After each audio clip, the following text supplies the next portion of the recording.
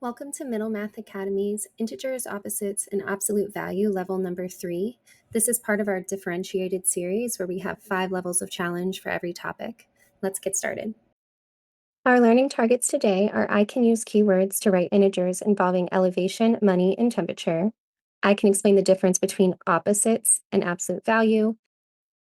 Before we get started, rate yourself on these learning targets. 1 is the least confident, and 5 is our opening says number the number line -5 to 5. So you can see in the middle of our number line, we have 0. To the right of 0 are our positive numbers. So to the right of 0, we're just going to write 1, 2, 3, 4, 5. Make sure you're writing this down. And to the left of 0 are our negative numbers. So let's get started with some notes. Our first note today, make sure you're writing with me, our integers are positive or negative whole numbers. So 6, -8, 12, those are all integers. Now, elevation is the distance above or below sea level. So if you're scuba diving, you are below sea level.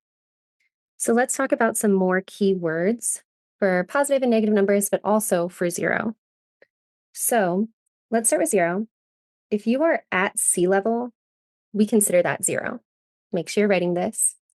In terms of temperature, 0 degrees. And then par is in golf. In case you haven't played golf, you might see questions like this. Par is 0. So now let's focus on elevation first, under negative. Some keywords for elevation that are negative are below sea level and descending, going down. Elevation positive keywords are above sea level and ascending, going up. Remember, you can always pause the video if you need more time. When we talk about money, withdrawals, that's taking money out, a signal for negatives. Loss, owe, and debt are all keywords for negative numbers. On the positive end, we have deposit. I always remember that I can almost see the word positive in deposit. Putting money in your account, gaining money, and profit. Those are all keywords for positive numbers associated with money. And then for temperature, we have decrease or going down, below 0 degrees. And positive temperature keywords are increase and above 0 degrees. Pause the video if you need more time, and then we'll do a few examples. At the bottom of page 1, it says write an integer to describe each situation and underline keywords. I'll do the first one with you, and then you can practice the rest on your own. Example A says a person climbing a mountain 13 feet below sea level. Okay, so I know below sea level is a signal for negative numbers. And since we're talking about 13, it will be -13. Complete B through F on your own, then come back to the video. A person at sea level is 0. A person descending underground 24 feet below sea level, that's also negative, so -24. A loss of 15. Owing $100, a lot of negative numbers here. And then example F, you should have the temperature increase 21 degrees. Increase is our keyword, and that represents positive 21. If your teacher wants you to, go ahead and get their initials for completing page 1, then come back to the video for page 2.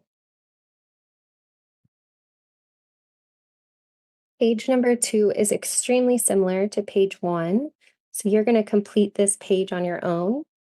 Once you finish this page, go ahead and, if your teacher wants you to, get their initials.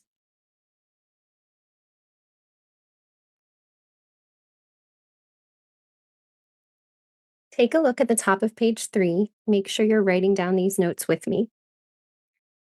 Negative numbers are to the left of 0 on a horizontal number line or below 0 on a vertical number line.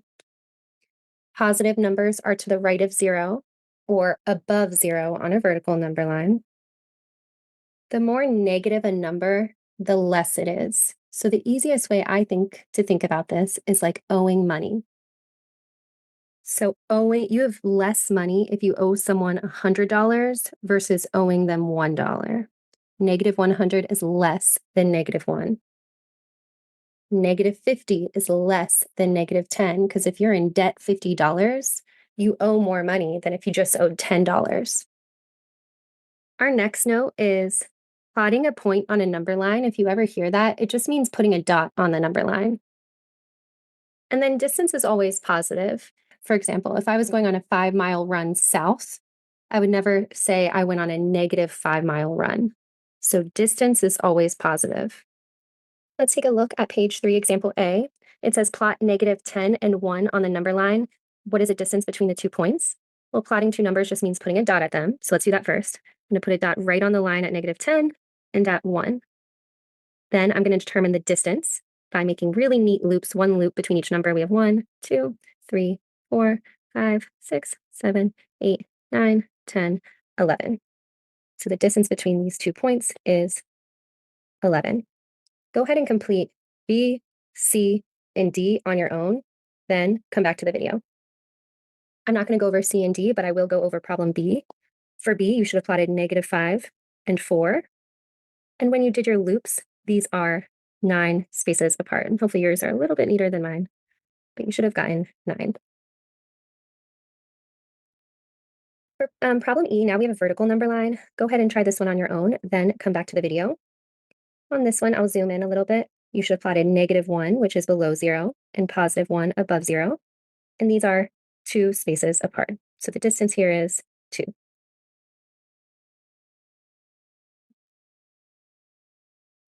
Go ahead and complete the rest of this page on your own, and then if your teacher wants you to, check in with them. Let's take a look at the notes at the top of page 4. 2 numbers are considered opposites if they are the same distance from 0 on a number line. They're just on opposite sides. So for example, 5 and negative 5 are opposites because they're both 5 units from 0. Make sure you're writing with me. It says blank and negative 2 are opposites. Well, 2 and negative 2 are opposites because they're both 2 units from 0. And I want you to fill this in on the number line to the right as well. So if we have negative 2 and 2, we can see that 2 is 2 spaces from 0, and negative 2 is 2 spaces from 0. They are opposites. And then our last note, 3 and negative 3 are opposites because they're both 3 units from 0. So in this section below, you're going to write the opposite of each number. So if it said 7 here, okay, yours says something different. But if it did, then I would write negative 7 as the opposite. So opposites can be positive or negative. They are the same distance apart from 0. This video will not go over all of the answers on this page, but to make sure you're on the right track, I'll go over the answers in the second column. You should have gotten 36, 3.9, negative 7.4, negative 201, and positive 87. Go ahead and complete the rest of this page on your own, then check in with your teacher. Let's take a look at the notes at the top of page 5. Absolute value means distance from 0 and is represented by these 2 lines. Absolute value is always positive. So an example is the absolute value of negative 8 is 8. The absolute value of 15 is 15. So if we look at these examples down here, it says the absolute value of negative 3.3 7/10. Well, I know absolute value is always positive, so it would be 3 7/10. So absolute value just cares about distance from 0. It doesn't care if it's on the left or the right of 0. The absolute value of negative 5.5 is 5.5. So all of your answers are going to be positive with absolute value. Go ahead and complete the rest of these, then come back to the video.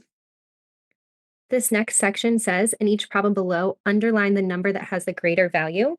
So I'll just do 2 examples with you and then have you complete the rest on your own. So it says the absolute value of 9, which is 9, and the absolute value of negative 7, which is 7.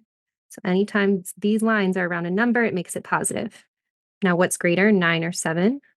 9 is greater, so I'll underline 9. You can also circle it if that's easier. The last example I'll do with you on this page is this one right here, where it says the absolute value of negative 5 or 8. Okay, so this one doesn't have any lines around it, so we're just going to still treat it like 8. And this one does. The absolute value of negative 5 is 5. What's greater, 5 or 8? 8 is.